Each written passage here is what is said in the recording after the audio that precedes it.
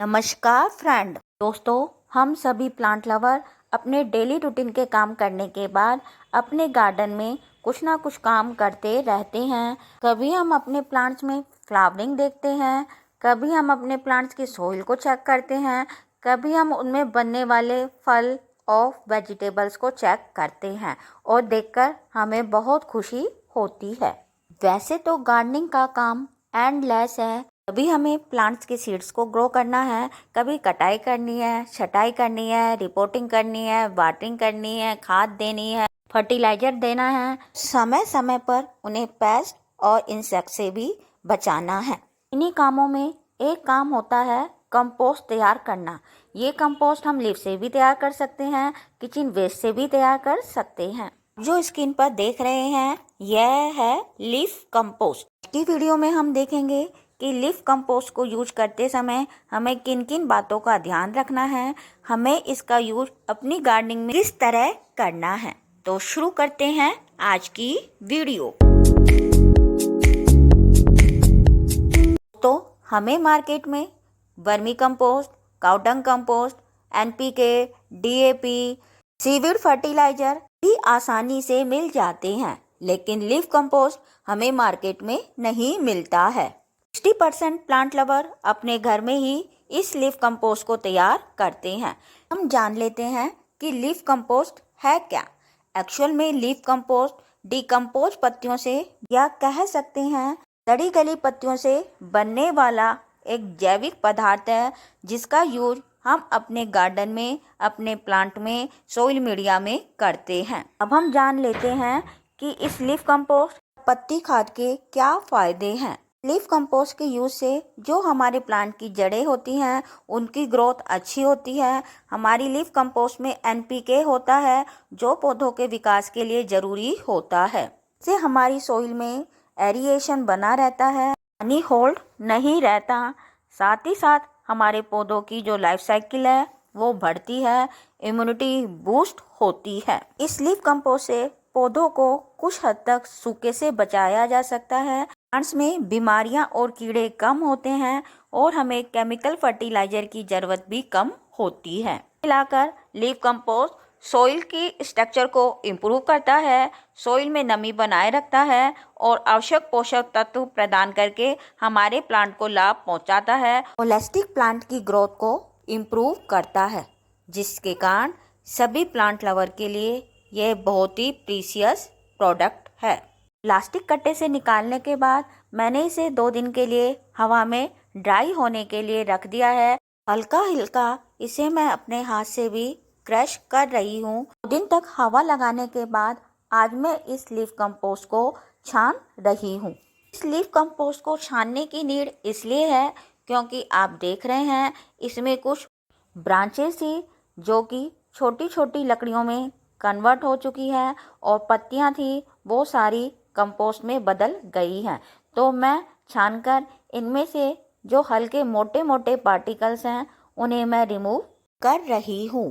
देखो छानने के बाद जो नीचे छनी हुई कंपोस्ट है किस तरह दिखाई दे रही है। पर्सनली मुझे बहुत खुशी होती है जब मैं कंपोस्ट बनाती हूँ और बनकर पूरी तरह तैयार हो जाता है। मैं इस लीफ कंपोस्ट को छानकर इस कंपोस्ट को 3 भागों में बांट देती हूँ। हम इसे छानते हैं, थोड़ी प्रॉब्लम होती है क्योंकि यह लीफ कंपोस्ट मॉइस्ट होती है, तो इसके कारण हमारे चलनी के होल जो होते हैं वो धीरे धीरे ब्लॉक हो जाते हैं और जब हम उस पर हल्का हल्का टैप करते हैं तो यह आसानी से छन जाती है। प्लांट की कटाई छटाई करते हैं तो बहुत सारा प्लांट से वेस्ट निकलता है और हम उस वेस्ट से फ्री में घर पर आसानी से इस कंपोस्ट को तैयार कर सकते हैं।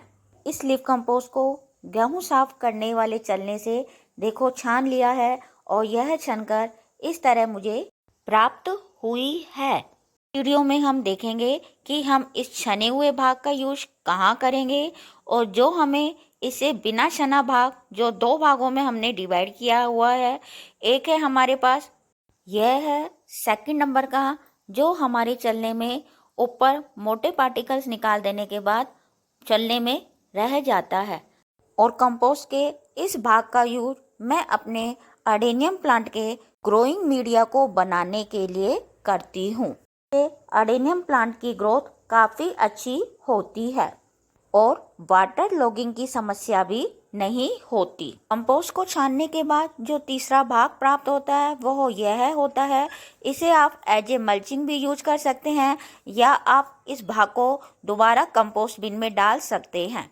5 किलो के करीब फाइन लीफ कंपोस्ट यहाँ मुझे प्राप्त हुई है और साथ ही यह अडेनियम प्लांट के लिए भी मुझे 5 केजी के करीब यह लीफ कंपोस्ट मुझे मिल गई है। इस तरह के टाइम टेकन काम मैं अपनी छुट्टी वाले दिन ही करती हूँ। छानने के बाद भी मैं इस लीफ कंपोस्ट को 4-5 दिन और हवा लगाने के बाद स्टोर करूँगी।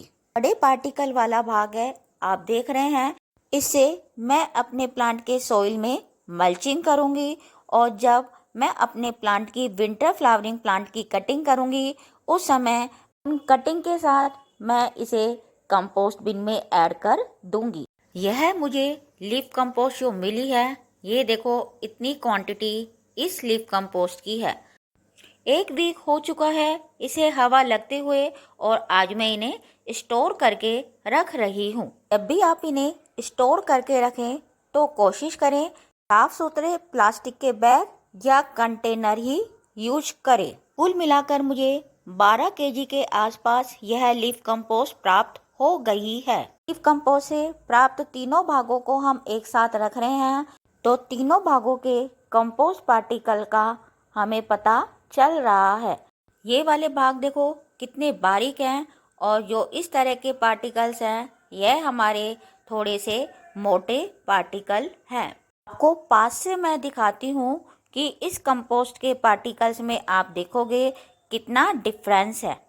इन मीडियम साइज के पार्टिकल का यूज सोइल मीडिया में करते हैं और यदि सोइल मीडिया में इन पार्टिकल का यूज करेंगे तो आप देखोगे आपके प्लांट की ग्रोथ काफ़ी तेजी से बढ़ेगी।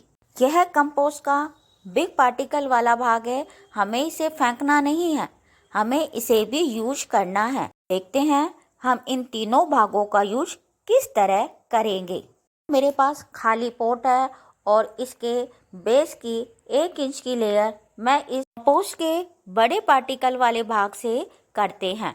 तो हम कंपोस्ट का जो बड़े वाले पार्टिकल वाला भाग है उसे एज ए मल्चिंग यूज कर सकते हैं, हमारे प्लांट के पॉट के बेस को भरने में भी यूज कर सकते हैं या आप उसे कंपोस्ट बिन में डालना चाहें तो वहाँ भी आप इसे डाल सकते हैं। नंबर पर आता है कि जो फाइन पार्टिकल वाला भाग है उसे हम कहाँ कहाँ यूज कर सकते हैं। तो मेरे पास यह डेंथस का प्लांट है, मैं इस प्लांट की हल्की सी गुड़ाई करूँगी और गुड़ाई कर ऊपर की 1 इंच के करीब सॉइल को निकाल कर मैं इसमें लीफ कंपोस्ट की एक लेयर बिछा रही हूँ। तो आप फाइन लीफ कंपोस्ट को एज इट इज या वर्मी कंपोस्ट, काउडंग कंपोस्ट के साथ ऐड करें और उसमें आप जो भी डालना चाहें, बोन मील है, NPK है, DAP है, उसको ऐड कर भी आप अपने प्लांट के सोइल की अपर लेयर में इस तरह फिल कर सकते हैं।